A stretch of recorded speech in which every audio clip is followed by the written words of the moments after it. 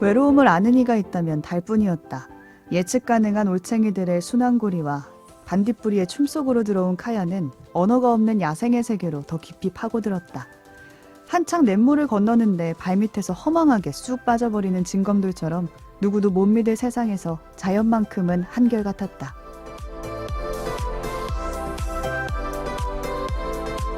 오늘 뭐 볼까 고민하는 분들을 위한 취향 추천 팟캐스트 책플릭스. 이번 에피소드는 델리아 오원스의 책 가재가 노래하는 곳 속 한 구절로 시작합니다.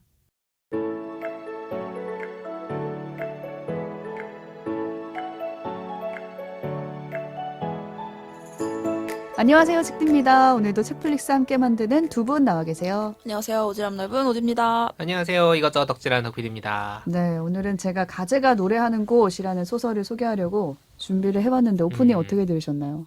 쉽게 말해서 자연이 짱이야 이거잖아요. 지금. 자연밖에 없어요. 자연주의. 자연밖에 못 자연주의. 믿어. 그래서 약간 보니까 누구도 못 믿는다는 거에서 인간이랑 약간 반대되는 개념으로서 자연의 어떤 섭리를 얘기를 하는 것 같아요. 근데 제가 이 작품 소개하신다는 얘기 소식을 듣고 제가 영화를 또 부랴부랴 봤는데 거기서 이런 말이 나오더라고요. 변하지 않는 유일한 사실은 계속 변화한다는 사실뿐이다. 그러니까 계속 바뀌는 그 일정한 사이클이 결국 믿을 건 그밖에 없구나. 자연밖에 없구나. 자연 짱이다. 그런 느낌으로 읽었어요, 저는. 그러니까 이 마지막 문장이 누구도 못 믿을 세상에서 자연만큼은 한결같았다. 요거잖아요. 네. 근데 제가 좀 딴지를 걸어보자면 왜? 한창 냇물을 건너는데 발밑에서 허망하게 쑥 빠져버리는 징검들도 자연이잖아. 돌도 자연이네. 자연이잖아. 그러니까 나를 괴롭게 하는 것도 자연이요. 내가 의지할 수 있는 것도 자연이다. 그 돌을 시공한 어. 사람을 못 믿는 거지. 시공자를 못 믿는 건가? 징검돌을 시공한 징검다리는 사람을 못 믿는 인공이다. 거지. 아무튼 그래서 저는 이게 약간 뭐 신비로운 느낌이 좀 나기도 하고 사실 자연이 이 정도가 되면 이거는 이제 신의 다른 이름 아닌가 그렇죠, 그렇죠. 라는 생각이 들기도 합니다. 네. 뭔가요 이거? 이게 주인공 카야라는 이름이 앞에 나왔잖아요. 그러니까 평생 습지에 살면서 자연을 통해서 삶을 배운 소녀의 이야기거든요. 근데 자연도 채워줄 수 없는 게 있었어요. 그게 외로움이었고 그쵸. 사람만이 그건 채워줄 수 있는 거잖아요. 근데 결국에 사람 말고 자연이 짱이야라고 얘기는 하고 있지만 사람에 대한 이야기가 아닌가 나중에는. 그래서 그걸 좀 나눠보고 싶어서 가지고 왔고 저는 올해가 아직 몇 달 안 지났지만 제게는 이 책이 올해의 책일 정도로 벌써? 네, 굉장히 좋았어요. 왜냐면 그 안에 있는 내용들이 장르가 제가 좋아하는 게 다 담겨져 있는데 책이 약간 궁금하다. 찔리고 막 사람 죽고 이런 거 좋아. 어둠 밤. 당연히 살인 미스터리 들어가 있고요. 아, 역시. 어, 범죄가 그리고 있어야 좀. 법정 스릴러 있습니다. 아, 역시. 아 또 진짜? 그런 거 아니 너무- 지금 앞에 자연 얘기해놓고 지금 이거 아, 이거. 자연 얘기가 대부분인데 같이 동시에 흘러가요. 아, 성장 소설과 흥미롭네요. 러브 스토리 있고요. 역시 그 지금 포인트에서. 말씀드린 그런 얘기들도 있고. 네. 그러니까 장르들이 여러 개 섞여 있어서 진짜 재밌거든요. 꼭 추천드립니다. 네. 먼저 작가부터 소개를 해드리면 델리아 오원스라는 작가인데 이분이 동물 행동학 박사래요. 역시. 아프리카에서 몇 년 동안 계속 생활을 하면서 야생동물을 실제로 관찰하면서 살았다고 하더라고요. 아. 그래서 그걸로 연구해서 책도 쓰고 그래서 보통은 논픽션 책을 많이 쓰셨대요, 그동안. 네. 근데 70살에 처음으로 장편 소설을 냈는데 그게 바로 이 가재가 노래하는 곳이라는 책이에요. 데뷔작이네요, 소설로는. 소설로는 데뷔작이에요. 그래서 뭔가 묘사 같은 게 아까 오프닝에서도 봤지만 되게 자세하고 디테일이 살아있는 디테일이 거죠. 살아있는. 논픽션의 특징이죠. 근데 이건 소설인데도 그렇게 나와 있으니까 역시 너무 읽는 맛이 나는 거지. 동물을 가까이서 보고 오랫동안 지켜봤던 사람이기 때문에 할 수 있는 그 표현들이었네요. 그래서 이 책의 내용을 좀 요약을 해드리면 한 줄로 요약하면 습지에 사는 소녀 카야의 생애예요. 습지에 사는 카야가 살아가는 이야기. 살아가는 이야기. 아, 정말 허무하다. 근데 카야네 집은 도시 외곽에 있는 습지에 있거든요. 이제 좀만 나가면은 사람들이 모여 사는 곳이 있는데 거기보다 훨씬 깊은 습지 쪽에 지어진 판잣집에 살고 있어요. 그러니까 남들이 봤을 땐 너무 허름하고 가난한 사람들인 거예요. 네. 근데 이 나름 어린 시절은 굉장히 행복하게 지냈다가 아빠의 폭력 때문에 엄마가 집을 나가면서 이제 불행이 시작돼요. 그 집에서 네, 판잣집에 다 같이 모여 살다가 살았는데 아빠가 가정폭력에 휘둘르니까 엄마가 나갔고 돌아오지 않았고 큰언니도 나갔고 오빠도 나갔어요. 나갔고 그러니까 하나도 막둥이만 집을 못 떠나. 하나씩 없어지고 나갔어. 있네요. 막내만 버리고. 근데 폭력적인 아빠와 이렇게 돼서 카야랑 둘이 남게 된 거거든요, 상황이. 근데 카야는 그것마저도 좋았어요. 왜냐면 아빠라는 사람이 같이 그래도 있으니까. 있으니까. 혼자보다는. 근데 어느 날부터는 외출한 아빠가 돌아오지 않으면서 한 해가 지나고 아 진짜. 두 해가 지나고 아빠가 나갔네. 그냥 그 습지의 방치된 판잣집에 거지. 혼자 남았어요. 아. 그때 나이가 몇 살이냐. 10살이었어요. 아, 10살에 모두가 떠나간 거예요. 그러면은 집에 먹을 게 떨어지니까 뭐 돈을 주고 어디서 먹을 걸 사와야 되는데 돈이 없잖아요. 그래서 홍합을 캐서 팔기 시작해요. 아, 이 장면이 10살에. 영화에서도 보면 정말 주먹만한 조그만한 소녀가 있어요. 막 볼이 핑크빛에 정말 어. 금발머리에 막 너무 예쁜 소녀인데 혼자서 새벽에 나가서 홍합을 막 고사리 손으로 캐가지고 오. 양동이에 캐가지고 이거 얼마 받을 수 있어요? 가게에 꼬질꼬질해서 가게에 팔러 가요. 근데 너무 불쌍한 거예요. 너무 그 당시에. 맴짓이에요. 진짜 딱 기억이 아빠까지 나네요. 떠나가는 순간 저는 너무 슬프더라고요. 그냥 그쵸. 모든 내용이. 아니, 아동학대지 사실. 그렇죠. 어. 우리 초등학교 3학년 때 뭐 했어요? 음. 딱 그 초등학교 3학년 나이인데. 근데 이 나이에 살아가려면은 가장 필요한 게 뭘 것 같으세요? 학교 아닌가요? 돈.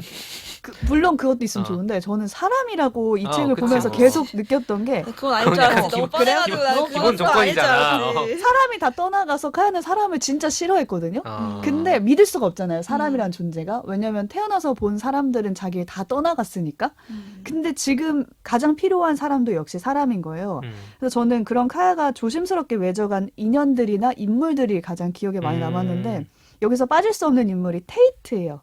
이게 카야에게 가장 편견 없이 다가가서 처음으로 글도 알려주고 글도 맞아. 몰랐거든요. 카야는. 첫 친구죠. 음. 쉽게 말해서. 그리고 케이크라는 음식도 처음 먹어보고 어, 테이트 덕분에. 테이트와 케이크.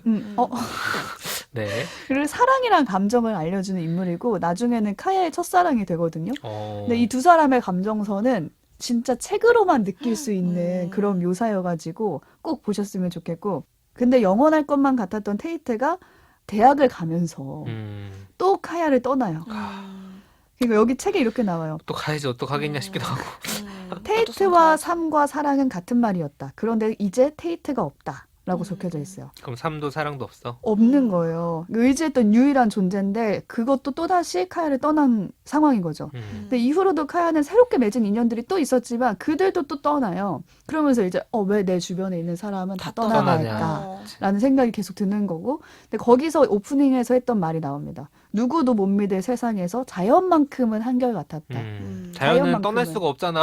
생각해보니까. 그렇게 자꾸 파괴하지 말고 자연도 때로는 배신을 합니다. 근데 이제 거꾸로 말하면 의지를 했다는 거죠. 자기가 이 그만큼. 자연의 그 환경 자체에. 카야 말대로 뭔가 누구도 못 믿을 세상인데 그럼에도 뭔가 우리가 의지하거나 한결같은 존재가 있지 않을까 싶어요.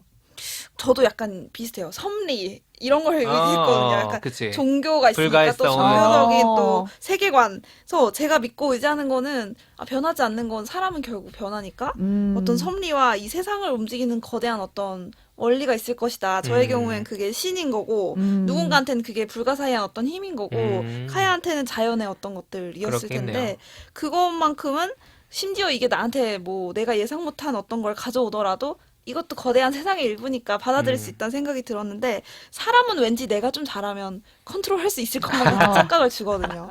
쟤는 내가 어떻게 하면 이렇게 반응할 거다. 예측할 수 있을 것이다. 라는 착각을 끊임없이 하고 끊임없이 또다시 배신당하고 그렇죠. 그래서 그나마 이제 오래 봐온 사람들 그리고 이제 가족이나 배우자 이런 한결같이 나한테 사랑을 줄 거라고 뭔가 그나마 높은 확률로 그렇지. 예상한 사람들을 억지로 요만큼이라도 믿어보고 살아가야만 좀 유지가 되는 것 같아요. 네. 제가 이 한결같은 존재에서 배우자 빼고 부모 빼고 가지고 와라 네. 이렇게 요구를 있어요? 했거든요. 없거든요, 그쵸. 저는.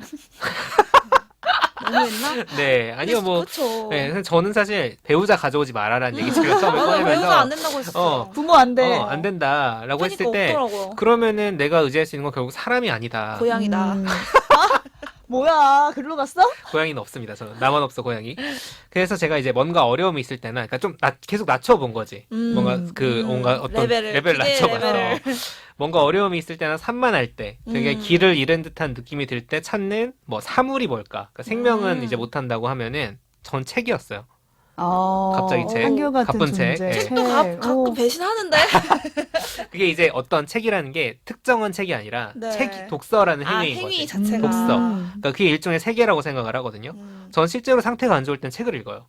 넷플릭스나 이런 걸 하거나 아니면 뭐 술을 먹으면 더 안 좋아지니까 넷플릭스는 볼 기분이 안 나고 그렇죠. 영화나 이런 거는 책을 읽는데 그 넘길 때 그 행위 같은 것들도 안정감을 주기도 하고 뭔가 책에는 다 하나하나의 세계가 담겨 있고 무엇보다 이제 제가 책을 좋아하는 이유는 예전에 저 수다방에서 한번 얘기한 적이 있는 것 같은데 책이 지금은 되게 마이너한 매체잖아요.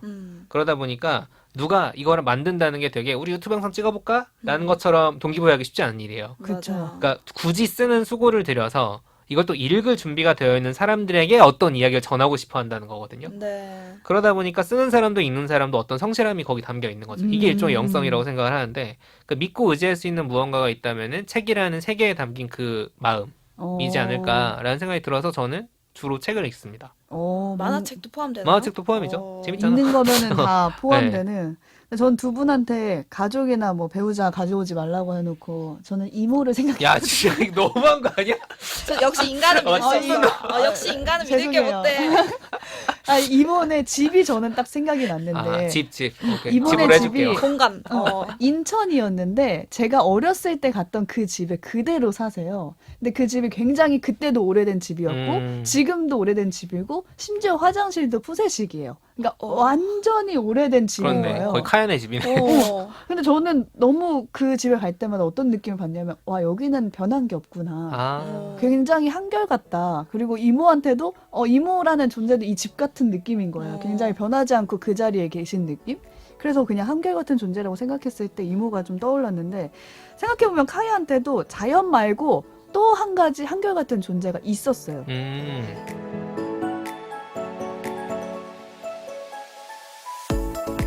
카야가 10살 무렵에 혼자가 됐어서 홍합을 캐서 팔았다고 했잖아요. 근데 그 홍합을 사준 가게 주인이 있었거든요. 아. 점핑이라는 이름을 가진 점핑네 부부가 하는 가게였는데 비즈니스로 만난 관계. 그렇죠. 처음에는 그쵸. 근데 좀 챙겨줬어요. 서비스도 좀 주고. 그때 근데 아무도 카야를 챙겨주지 않았을 그 때거든요. 호감을 좀 보여줬구나. 근데 카야가 어느 날은 생선을 훈제해 올 테니까 점핑네 가게에서 팔아달라고 요청을 한 거예요. 근데 10살짜리 애가 훈제를 해봤자 그러게. 뭐 제대로 했겠냐고요. 그러니까 막 좀 까맣게 타고 엉망이었는데 점핑네 가게는 그럼에도 그걸 기꺼이 받아주거든요.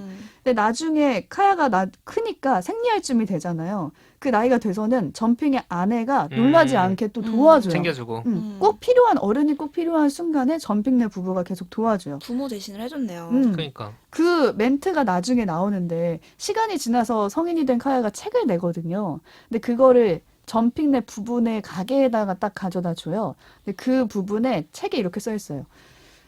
점핑의 부두를 찾을 때마다 카야는 훤히 잘 보이는 창가에 자랑스럽게 자기 책이 놓여있는 모습을 보았다.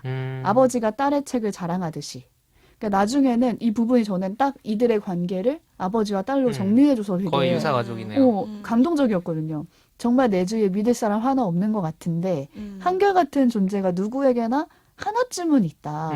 그래서 가족이 아니라고 해도 모두가 날 버렸다고 생각한 카야에게도 사실은 아버지 같은 존재인 점핑이 있었으니까 이 습지 같은 곳에서 살아남을 수 있던 게 아닐까라는 생각을 좀 해보게 됐고 근데 또 내 편에 서주는 사람이 생각보다 많진 않잖아요.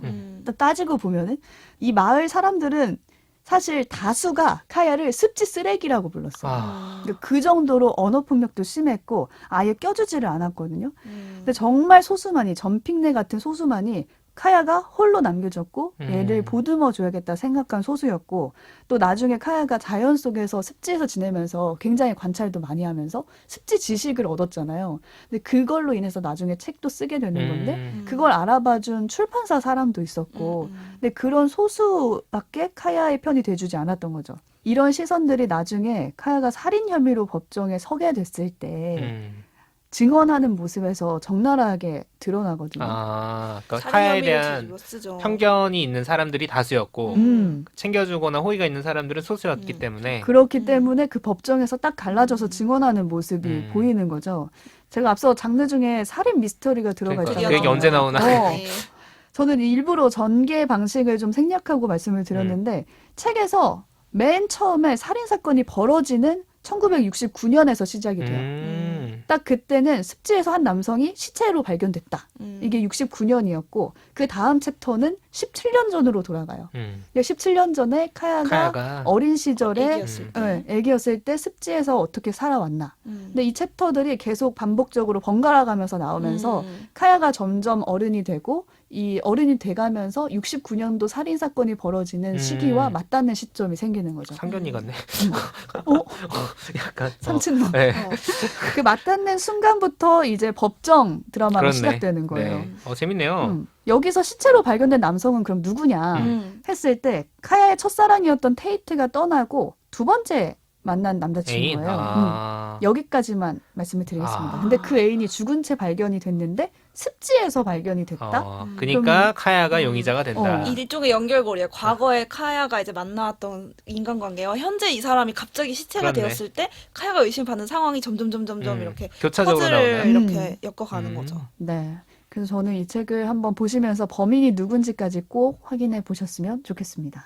저는 좀 감동적이었던 게 아까 그 전피인 부부 이야기를 해주셨는데 이 부부도 사실은 책에서도 동일한지는 모르겠는데 그 영화에서는 둘이 흑인 부부예요. 맞아요. 자녀는 보이지 않고 그 당시 이제 그 시절에는 굉장히 대놓고 인종차별을 많이 있었겠네요. 했던 60년대. 시기고 실제로 그래서 마을 주민 중에 좀 이렇게 백인이고 좀 이렇게 잘 나간 애들이 막 대놓고 무시한 장면들도 나와요. 백인 어린 아이들이 이 흑인 무례하게 부부를 막. 무례하게 무시해요. 근데 그 자기들도 사실은 어떻게 보면 그렇게 강자가 아니거든요. 음. 이게 그냥 작은 가게를 하나 운영하는 어떻게 보면 장장 먹고 살기도 급급한 그런 소시민인데 내 인생도 힘든 사람들인 거지. 자기보다 더 어려운 궁지에 몰린 그 어린 소녀를 처음으로 눈길을 주고 학교를 가봐야 되지 않겠냐, 뭐 괜찮냐, 얻어맞고 왔으니 괜찮냐부터 해가지고 관심을 보여주고. 조금씩 이 아이를 도와주는 그 선뜻 그 손길을 내미는 게 진짜 가장 감동적이었고 저는 그 부분도 좋았어요. 이 사람들이 시혜를 베풀듯이 하지 않거든요. 부담 가지 않을 정도로만 도와줘요.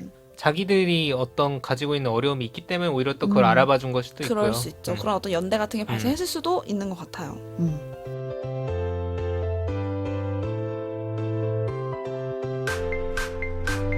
오늘 뭐 볼까 고민하는 분들을 위한 취향 추천 팟캐스트 책플릭스. 지금까지 델리아 오원스의 책 가재가 노래하는 곳에 대해서 이야기 나눠봤습니다. 이제 클로징 코너 해볼게요. 이번 주에 뭐 봤지? 오지부터 소개해 주실까요? 저는 이 영화 오랜만에 다시 봤는데 펀치 드렁크 러브라는 아주 그게 뭐야? 20년 전 쌍팔년도 영화가 있는데 솔직히 말하면 쌍팔년도가 아니고 야, 20년 쌍팔년도 전이어도 35년 2000년대거든요. 2020년 전이면 2000년대네요, 물어. 하여튼 그 영화를 한 번 또 꺼내봤는데 미친 사랑 이야기인가요? 쉽게 말해서 그래요. 정확해. 눈치가 좀 있네요. 미친 사랑 영화 맞아요. 그래서 줄거리는 짧아요. 뭔가 마음의 문제, 그러니까 다혈질적이기도 하고 어떤 강박적인 모습도 보이고 뭔가 좀 찌질찌질하기도 하고 이런 약간 다른 사람과 잘 섞여들지 못하는 한 명의 찌질한 남자 주인공이 있고 이 남자의 이름 베리예요. 이 베리가 어느 날 우연히 운명처럼 레나라는 여인을 만나게 되면서 벌어지는 우당탕탕 미친 사랑 이야기인데 굉장히 독특한 위장센 또 굉장히 독특한 연출 그리고 독특한 그런 서사까지 더 약간 취향이 좀 갈리기도 하는 트리플 영화로 독특. 유명하죠. 근데 이 베리라는 인물 조금 더 파고들면 이 사람이 좀 다혈질이고 좀 뭔가 이렇게 좀 쉽지 않은 데는 이유가 있는 게 누나가 7명이고 컴플렉스 장난 이미 아니겠다. 쉽지 않죠. 쉽지 않다. 그 누나들도 쉽지 않아. 착한 누나가 아니야. 누나의 약간 나쁜 쪽이 오히려 막 엄청 놀리고 대놓고 막 아주 우리 어쩌지 우리 막내 동생 이러면서 진짜 놀리는 그런 누나들이거든요. 그 틈에서 자랐기 때문이기도 하겠죠. 아마 일부분은 그분도 있겠죠. 근데 이제 자기 사업을 조그맣게 운영을 하면서 그냥 매일매일 지겨운 하루를 살아가는데 유일한 낙이 푸딩을 마트에서 사는데 맨날 사요. 그 이유가 푸딩을 좋아해서가 아니라 푸딩에 무슨 쿠폰이 있는데 그 쿠폰을 모으면 항공사 마일리지를 바꿔주는 이벤트가 있는 거예요. 근데 스케일이 이게 크다. 실화 배경인데 이게 뭔가 가격 책정이 잘못돼서 실제로 어떤 인물이 이 쿠폰을 많이 모아서 굉장히 큰 마일리지 이득을 본 사례가 있대요. 실화로 20시간 찾아보니까. 날아가고. 그래서 이 베리도 그 푸딩 쿠폰을 맨날 모아서 언젠가는 이걸로 이제 마일리지를 딱 채우는 게 이제 목표인 유일한 낙인 그런 인물이에요. 근데 레나는 어떻게 보면 대책 없고 낙천적이고 굉장히 사랑스러운 모습으로 나오는 어떤 여인인데 이 여인과 사랑에 약간 썸을 탈 무렵 베리가 뭔가 또 홧김에 쿠폰 오리다 말고 그 옆에 무슨 전화로 성매매를 할 수 있는 쿠폰이 붙어 있었던 거예요. 광고가. 이렇게 전화 한 통에 얼마 하면 이제 음란 전화를 할 수 있는 음란 채팅이겠죠? 근데 그걸 하는데 거기서 또 충동적으로 개인정보를 물어보는 족족 다 불러준 거예요. 아이고. 그 쉽게 말해서 대책 없네. 보이스피싱인데. 누나한테 혼나야 돼. 혼나야 돼 좀. 그러니까 이러지. 그래가지고 그 개인정보 넘어가고 그러면서 뭔가 문제가 생기는데 이 사람들이 이제 공격도 받고 찾아가서 막 항의해서 깽판도 치고 이러면서 막 이야기가 막 꼬여가요. 근데 그 상황에서 이제 나중에는 어떤 사건들을 겪고 이제 레나와 하와이에 여행을 막 가서 만나서 마일리지로? 극적인 사랑을 얻는데 어. 돌아와서 이제 누가 기다리겠어요? 이 조폭들이 기다리겠죠. 자기네한테 깽판 치고 가는데 그렇지. 그냥 보이스피싱 그냥 새끼인 줄 알았는데 막 자기한테 깽판 치니까 막 우당탕탕 하면서 이 사람이 어떻게 그 사랑에 도달하는가. 독특하죠. 스토리가 막 정교한 어떤 난장판이군요. 인과 응보가 있는 게 아니라 묘한 진짜 활극, 펀치 드렁 활극. 그 상태에서 보는 듯한 어떤 착각을 주는 그런 묘한 영화인데 이런 약간 상징적이기도 하고 제가 요즘 이런 로맨스에 꽂혔나 봐요. 그래서 다음 주에 아마 소개드릴 작품과도 좀 맞닿아 있는 면이 있는 것 같아서 같이 봤거든요. 약간 한번. 미친 사랑 이야기. 네, 좀 몽환적인 느낌 선호하신다면 한번 음. 추천드립니다. 네. 저는 조금 톤이 다른 걸 가져왔는데, 제가 오늘 책디가 가제가 노래하는 곳 소개하면서 던진 질문에 뭔가 길을 잃는 듯한 느낌이 들고 어려움이 있을 때 책으로 돌아간다는 얘기를 했잖아요. 마침 지난 주말에 제가 이런 느낌으로 여러 책에 대한 이야기를 담은 책을 읽었어요. 길을 잃었나요? 이런 표현도 나와. 나는 도무지 해결되지 않는 질문을 들고 책 앞에 서곤 했다. 어머, 길 잃었네. 네. 미아들 달로 가는 약간 그런 거죠. 이게 바로 어떤 책이냐면 시사인의 장희로 기자가 쓴 슬픔의 방문이라는 에세이입니다. 슬픔의 방문. 슬픔의 방문. 제목부터 이게 책 에세이 같지가 않죠. 네. 일단 제목부터. 자, 이 책은 여기에 뭐 책 소개를 하는 책이라기보다는 뭐 이 책은 이런 내용이고 뭐가 좋고요 이렇게 딱딱딱 가는 식이 아니라 자신의 삶의 이야기를 쭉 풀어가다가 그와 관련된 어떤 책의 문장을 인용해요. 그런 식으로 이제 삶과 책이 교차하는 지점을 보여주거든요. 예를 들면 이런 식이에요. 장희로 기자가 어렸을 때 아버지가 돌아가셨는데 이제 여러 어려움이 짐작이 되잖아요. 그 부재의 경험에 대한 이야기를 쭉 들려주다가 김애란 소설가의 달려라 아비를 선물 받았을 때 장면으로 넘어갑니다. 달려라 아비는 주인공의 아버지가 가족을 버리고 집을 나갔어요. 근데 그 아버지가 어디선가 분홍색 바지를 입고 전 세계를 뛰어다니고 있을 것이다. 이렇게 막 상상을 하는. 그러니까 뭔가 그 부재의 경험을 유쾌한 상상으로 바꿔내는 그런 얘기가 담겨 있거든요. 그 작품에 몰입하면서 장희로 기자도 아버지의 부재에 대해서 조금 다르게 받아들여 보기도 하고, 기자잖아요. 김혜란 작가랑 직접 만나서 오. 한 이야기도 있는 거예요. 직접 왜 만난 이렇게 그런 경험. 썼는지. 뭐 아무튼 그때 경험에 대한 이야기를 담아요. 담고 그러다 보니까 어떤 신문 지명 같은 데서 볼 수 있는 책 소개와는 달리 거기 막 정보가 담겨 있으니까 그런 게 아니라 굉장히 진한 감정으로 인용된 책의 문장들이 다가오게 됩니다. 특히 제목이 슬픔의 방문이잖아요. 알 수 있듯이 슬픔과 고통에서 출발하는 경험들이 되게 많아요. 근데 그게 마냥 바닥으로 추락하거나 우울해지는 게 아니라 우리가 어떤 슬픔을 딱 정면으로 마주했을 때나 그것을 넘어섰을 때 어떤 투명함이 반짝반짝 빛날 때가 있거든요. 애니메이션 인사이드 아웃 같은 경우도 되게 우울한 기억들이 어떻게 금빛으로 바뀔 수 있는지에 대한 얘기였잖아요. 그런 것처럼 이게 슬프고 우울하기만 한 얘기가 아니다 해서 제목에서 좀 주저했던 분이라면은 꼭 책장을 열어서 첫 장부터 읽어보시면 좋을 것 같아요. 네. 청취자 여러분도 오늘 방송에 대한 감상이나 재밌게 보신 작품들 댓글로 나눠주시고요. 지난주에 전해드렸던 대로 저희가 댓글 읽기 수다방 네. 준비 중인데 네. 얘기 들어오고 있나요, 덕PD? 뭐 남겨주시겠죠 뭐. 열심히 덕PD도 네. 확인하고 있으니까요. 여러분이 제작진에게 궁금한 점, 하고 싶은 얘기 아무거나 좋으니까 저희한테 많이 남겨주시고요. 3월 20일까지입니다. 네. 인스타그램, 팟빵, 오디오 클립, 유튜브 폴로에 많이 댓글 남겨주시면 그러니까 좋겠습니다. 애플 팟캐스트에 댓글란이 따로 없고 리뷰밖에 없어가지고 되게 적거든요. 리뷰가. 근데 리뷰라고 느낌 가지지 마시고 그냥 편하게 댓글처럼 남겨주셔도 좋을 것 같아요. 네, 오늘 방송은 여기서 마치겠습니다. 저희는 새로운 에피소드로 돌아올게요. 고맙습니다. 감사합니다. 감사합니다.